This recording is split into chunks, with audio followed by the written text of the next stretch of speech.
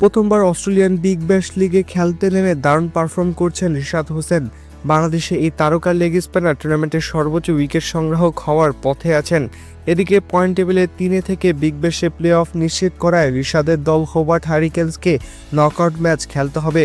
অপরিহার্য জয়ের ম্যাচটিতে নামার আগে দুঃসংবাদ পেল ডিফেন্ডিং চ্যাম্পিয়নরা। আগামীকাল বিগ ব্যাশের নকআউট ম্যাচে মেলবোর্ন স্টার্সের মুখোমুখি হবে হোবার্ট হারিকেন্স। তার আগে চোটের কারণে ছিটকে গেছেন দলটির অধিনায়ক নাথান এলিস। এর আগে 14 জানুয়ারি লিগ পর্বের সর্বশেষ ম্যাচে ব্রিসবেন হিটের বিপক্ষে খেলেছিলেন অস্ট্রেলিয়ান এই পেসার। সেই ম্যাচে চোট পান এলিস, তবে চোট কতটা গুরুতর তা তখন জানা যায়নি।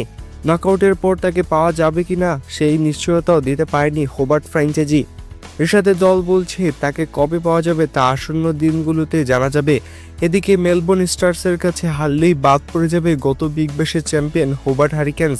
এছাড়া আগামীকাল হোবার্টে বৃষ্টির সম্ভাবনাও রয়েছে। ম্যাচ পরিত্যক্ত হলে অবশ্য রিশাদের কপাল খুলে যাবে।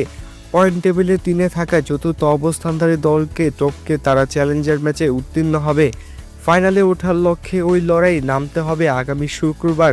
আজ কোয়ালিফায়ারে পার্থ স্কর্চার্স ও সিডনি সিক্সার্সের মধ্যকার পরাজিত দলের সঙ্গে লড়তে হবে নকআউটে বিজয়ীদের।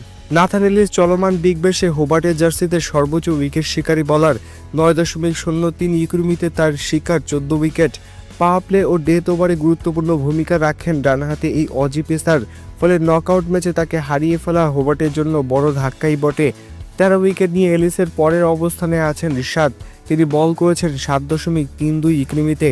নিয়মিত অধিনায়কের অনুপস্থিতিতে হোবার্টকে নকআউট ম্যাচে নেতৃত্ব দেবেন বেন ম্যাকডারমট।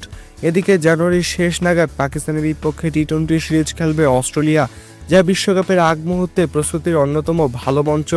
তবে ওই সিরিজে এলিস ও গ্লেন ম্যাক্সওয়েলকে বিশ্রামে রাখার কথা আগেই জানিয়েছিল অজিরা। টি-20 ফরম্যাটে এলিস তাদের গুরুত্বপূর্ণ পেসার। এই দুজনে ইনজুরি নিয়ে উদ্বেগ প্রসঙ্গে অস্ট্রেলিয়ার প্রধান নির্বাচক জর্জ বেইলি জানান, না, আশা করি সমস্যা হবে না। তারা কয়েকদিন খুব ব্যস্ত ছিল। 4-5 দিনে 2 থেকে 3টা ম্যাচ খেলেছে।